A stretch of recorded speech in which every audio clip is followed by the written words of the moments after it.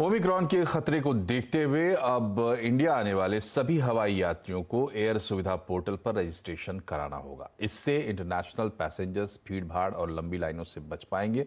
साथ ही Covid protocol को follow करने में आसानी होगी। डिटेल लेते हैं आलोक प्रियदर्शी से। आलोक, बताएं क्या डिटेल्स हैं, क्या क्या करना होगा विदेशी यात्रियों को? बिल्कुल, देखिए एयरपोर्ट सुविधा जो पोर्टल है ये पिछले साल अगस्त में लॉन्च की गई थी, लेकिन ये अभी तक मैंडेटरी नहीं थी। आज सिविल एविएशन मिनिस्ट्री में एक मंत्रालय में बैठक हुई और बैठक के बाद ये फैसला लिया गया कि ये जो पोर्टल है इस पर अब सभी जितने भी विदेश से आने वाले जो इंडिया में यात्री हैं उनको रजिस्ट्रेशन कराना मैंडेटरी होगा। इससे फायदा होगा कि जो अभी तक एयरपोर्ट पे जिस तरह से केओस हो रहा था, भीड़-भाड़ हो रही थी और कोविड प्रोटोकॉल को फॉलो करने में जो दिक्कतें हो रही थी वो नहीं हो पाएगी, क्योंकि इसमें ये जो पोर्टल है इस पर आपको 72 घंटे पहले ही, डिपार्चर से पहले आपको अपने पीसीआर नेगेटिव रिपोर्ट्स, पासपोर्ट्स और जो भी जरूरी डॉक्यूमेंट्स होते हैं, कोविड के वैक्सीनेशन सर्टिफिकेट, ये सभी कुछ अपलोड पहले ही से करना होगा।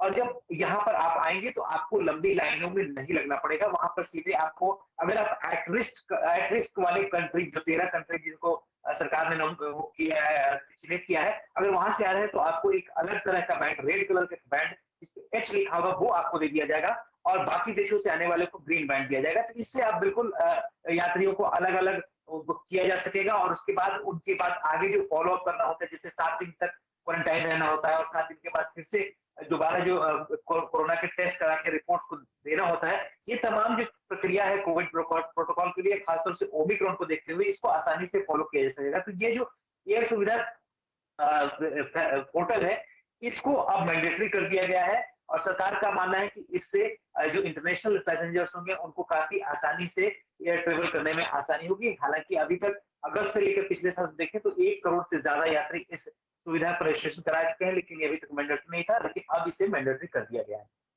बहुत बहुत शुक्रिया आलोक। आज देश में कोरोना के नए वेरिएंट ओमिक्रॉन का कोई नया केस नहीं मिला है, लेकिन महाराष्ट्र में सोमवार को यानी कल ओमिक्रॉन के 2 केस और मिले थे। राज्य में अब कुल मामले 10 हो गए हैं। इसके साथ ही देश भर में कुल संख्या बढ़कर 23 हो गई है। महाराष्ट्र स्वास्थ्य विभाग के मुताबिक इनके संपर्क में, यानी कि जिन लोगों को ओमिक्रॉन पॉजिटिव पाया गया है उनके संपर्क में आने वाले 320 लोगों को क्वारंटाइन किया गया है। सभी की स्थिति सामान्य है और किसी में भी गंभीर लक्षण नहीं मिले हैं। इधर एट रिस्क देशों की लिस्ट में घाना और तंजानिया का नाम जुड़ गया है, जबकि बांग्लादेश इस लिस्ट से बाहर हो गया है। पिछले 24 घंटे की बात करें तो कोविड के नए केस 6,822 सामने आए हैं, जो कि पिछले 1.5 साल में न्यूनतम है, सबसे कम।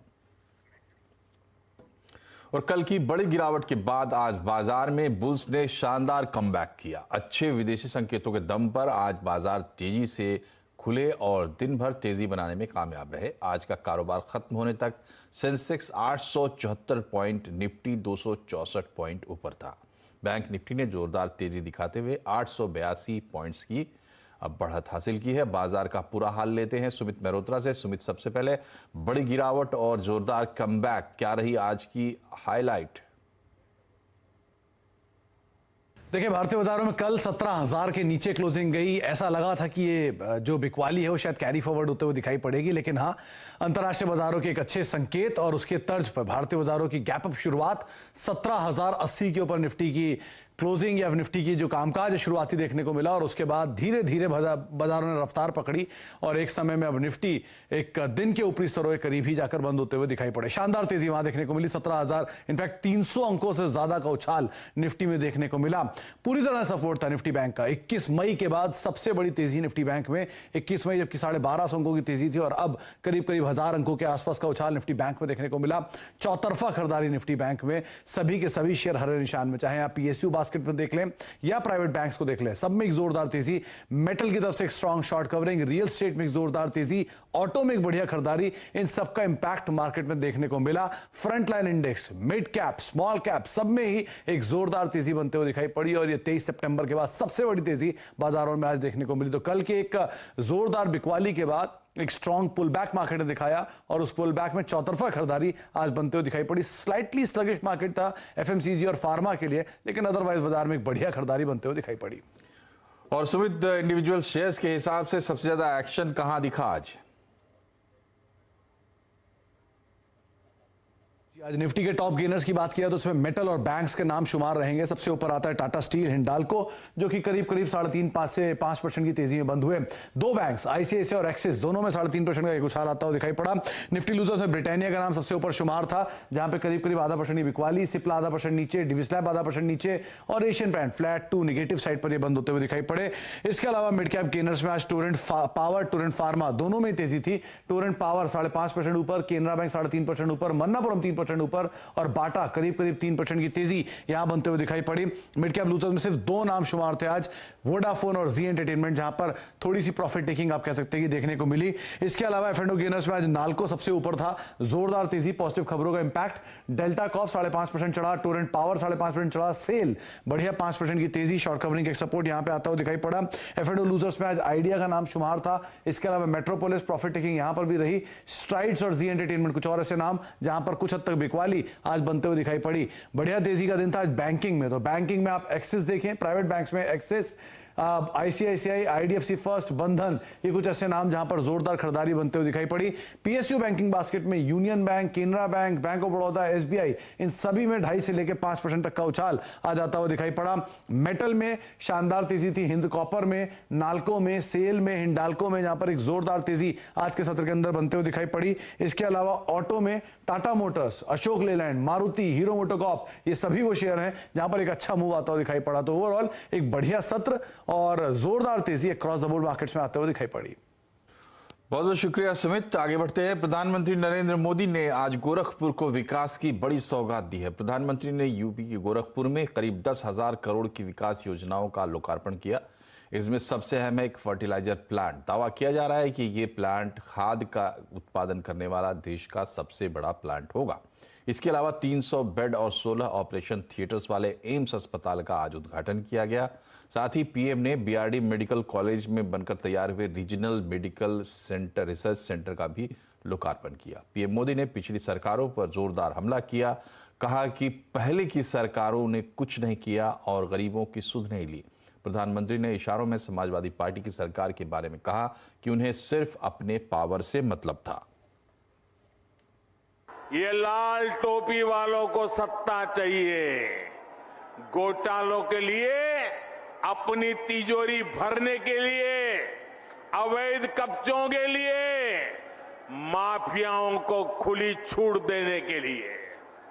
लाल टोपी वालों को सरकार बनानी है, आतंकवादियों पर मेहरबानी दिखाने के लिए, आतंकियों को जेल से छुड़ाने के लिए।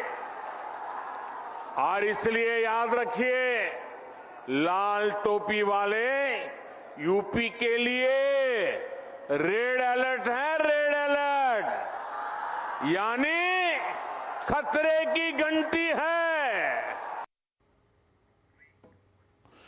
अब जल्द ही किसान आंदोलन खत्म हो सकता है। आज सरकार और किसानों के बीच बातचीत हुई। केंद्र सरकार ने किसान संगठनों को 5 अहम प्रस्ताव भेजे हैं। केंद्र ने अपने प्रस्ताव में एमएसपी, मुकदमों की वापसी और बिजली विधेयक पर अपना रुख स्पष्ट किया है। संयुक्त किसान मोर्चा ने भी आज एक बैठक करके सरकार के प्रस्ताव पर विचार किया। किसानों को सरकार के कुछ प्रस्तावों पर आपत्ति है, जिस पर उन्होंने सफाई मांगी है।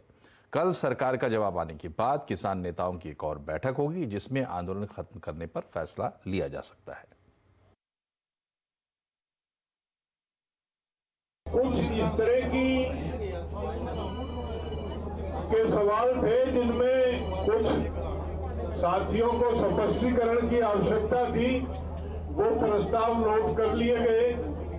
उन प्रस्तावों को सरकार के जो भी विषय थे वो नोट कर लिए गए। उनको सरकार के पास भेजा जाएगा वापस, और कल तक सरकार की तरफ से हमें उम्मीद है कि उसका जवाब हमको मिल जाएगा। कल दोबारा 2 बजे जहां पे बैठक रखी गई है। कांग्रेस के पूर्व अध्यक्ष राहुल गांधी ने संसद में किसानों के मुद्दे पर केंद्र सरकार पर निशाना साधा। लोकसभा में राहुल गांधी ने किसानों का मुद्दा उठाते हुए मांग की कि कृषि कानूनों के खिलाफ आंदोलन के दौरान मारे गए किसानों के परिजनों को मुआवजा दिया जाए। राहुल गांधी ने कहा कि किसान आंदोलन में 700 किसानों की मौत हुई है। जो प्रधानमंत्री ने माफी मांगी है और जो आपकी सरकार कह रही है कि ये कोई भी किसान शहीद नहीं हुआ है या उनके नाम आपके पास नहीं है, तो ये नाम यहाँ है। और मैं चाहता हूँ, ये देख लीजिए, मैं चाहता हूँ कि जो इनका हक है और जो प्रधानमंत्री ने कहा है, जो माफी मांगी है, उनका हक पूरा होना चाहिए और उनको कॉम्पेंसेशन और रोजगार मिलना चाहिए। अभी एक छोटा सा ब्रेक, लेकिन खबरें अभी और भी हैं, बने रहिए हमारे साथ।